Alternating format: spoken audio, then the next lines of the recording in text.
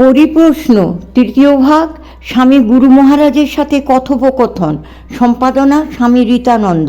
প্রশ্ন: আমাদের যখন দুঃখ কষ্ট হয় তখন স্বস্থান বৈরাগ্য আসে, তাকে কিভাবে জাগিয়ে রাখা যায়? মহারাজ, বিচার করে মনকে বোঝানো যে জগতের যা কিছু অনিত্য তাকে ত্যাগ করতে হবে, আর ভগবানের প্রতি ভালোবাসা এলে সব তুচ্ছ হয়ে যায়।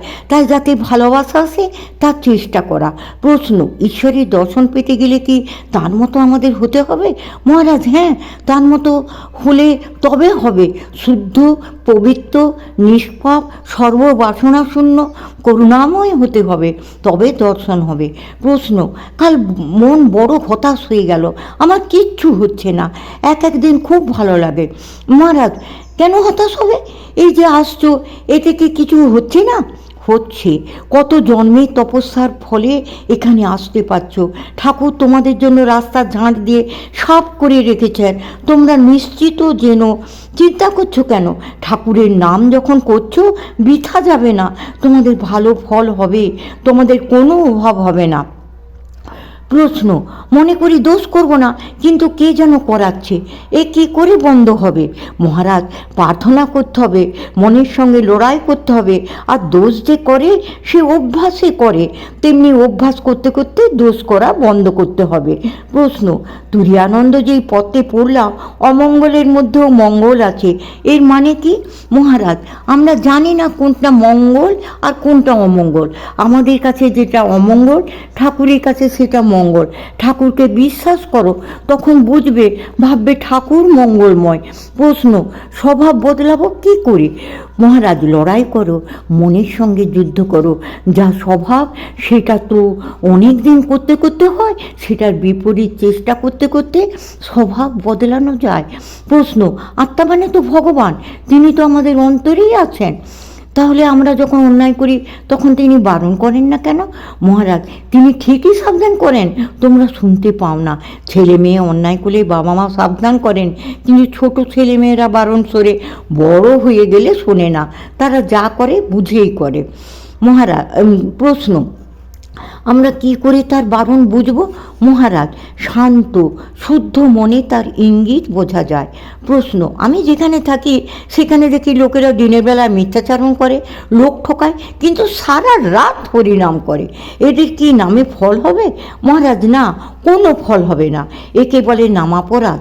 তবে নাম করতে করতে কারো কারো চৈতন্য হয়, কারণ নামের মধ্যে একটা ফল আছে, তখন সে ভাবে নামও করছি আবার এইসবও করছে, তখন সেগুলো ছাড়তে চেষ্টা করে। প্রশ্ন: বেড়ালছানাকে তার মা যেখানে রাখে সেখানেই থাকে, আর ঠাকুর বলছেন ঝড়ের এঁটো পাতা হও, দুটোই কি এক? মহারাজ, ভাবার্থে এক, কিন্তু একটু আলাদা। বিড়ালছানাকে তার মা যেখানে রাখে সেখানেই থাকে, মাঝে মাঝে শুধু মেউ মেউ করে তার অসুবিধাটাকে মাকে জানায়, কিন্তু ঝড়ের এঁটো পাতা ঝড় যেদিকে যায় নিয়ে যায় সেদিকেই যায়। বিড়ালছানা মায়ের উপর নির্ভর করে, তবে অসুবিধা জানায়। প্রশ্ন: তার উপর নির্ভর করতে বলছেন, কিন্তু তার উপর নির্ভর করলেও অনেক সময় মনে সংশয় আসে। মহারাজ, নির্ভরতা মানে তার উপর ছেড়ে দেয়া।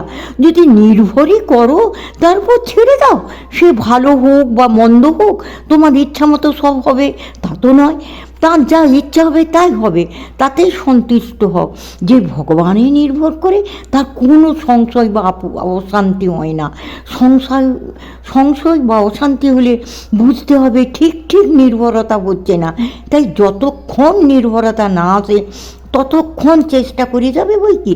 আমরা সবেতেই অধৈর্য হই, কিন্তু তার উপর নির্ভর করলে সব ঠিক থাকে। চেষ্টা করে যেতে হবে যাতে সেই নির্ভরতা হয়। চুম্বকের কাছে যত এগোবে তত তার আকর্ষণ বাড়বে, আদর্শের দিকে যত এগোবে তত তুমি আদর্শের অনুরূপ হয়ে যাবে। বাধা যে পড়ে সেটাও দরকার, প্রবল বাধায় প্রবল শক্তি, বাধা আকর্ষণকে বাড়ায়। প্রশ্ন: দিন চলে যাচ্ছে, নামে রুচি হচ্ছে না তো? মহারাজ, দিন চলে যাচ্ছে এই বোধ হচ্ছে কি?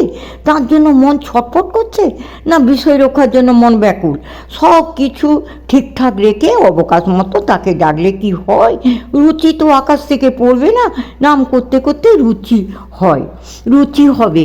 প্রশ্ন: অনেক সময় বড় ক্লান্ত লাগে। মহারাজ, ক্লান্ত লাগলে বিশ্রাম নাও, প্রশ্ন, কৃপা করুন যাতে ধর্ম জাপানি ফুলদানি না হয়।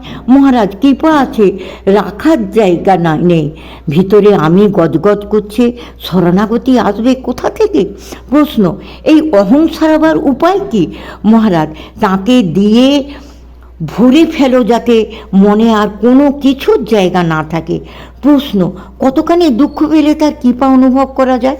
মহারাজ, দুঃখের কি শেষ আছে, না মাপা যায়? প্রশ্ন, অনেক সময় অনিচ্ছা সত্ত্বেও সামাজিকতার দায়ে বিরুদ্ধ পরিবেশে যেতে হয়, সমাজে থাকি কিছু বিধিনিষেধ তো মানতে হয়। প্রশ্ন, কেন যাও? যতক্ষণ দুদিক রাখার ইচ্ছা ততক্ষণ সামাজিক দায়, তাকে লক্ষ্য করে চললে সমাজ, সংস্কার, লোকলজ্জা, ভয় সব চলে যায়। প্রশ্ন, শরীর অপারগ হলে যখন জপ ধ্যান পূজা করতে পারবো না তখন কি হবে? মহারাজ, করো জোর দেখে তখন শুধু বলবে শরণাগত শরণাগত। প্রশ্ন, তাকে অনেক সময় ভুলে যায়, এতে কি ক্ষতি হবে? মহারাজ, তাকে ভুলে থাকছি সেটাই তো বড় ক্ষতি, এর থেকে বেশি ক্ষতি কি হবে? গুরুর আশীর্বাদ তো গুরুর আশীর্বাদ। প্রশ্ন, গুরুর আশীর্বাদে তো কল্যাণ হয়। মহারাজ, গুরু আর ইষ্ট অভিন্ন বোধ হলে গুরুর আশীর্বাদ অমোঘ, যদি বিফল হয় তার জন্য আমরাই দায়ী, আমাদের ভক্তি ও বিশ্বাসের অপরিপক্কতাই দায়ী। প্রশ্ন, শুদ্ধ মন কাকে বলে?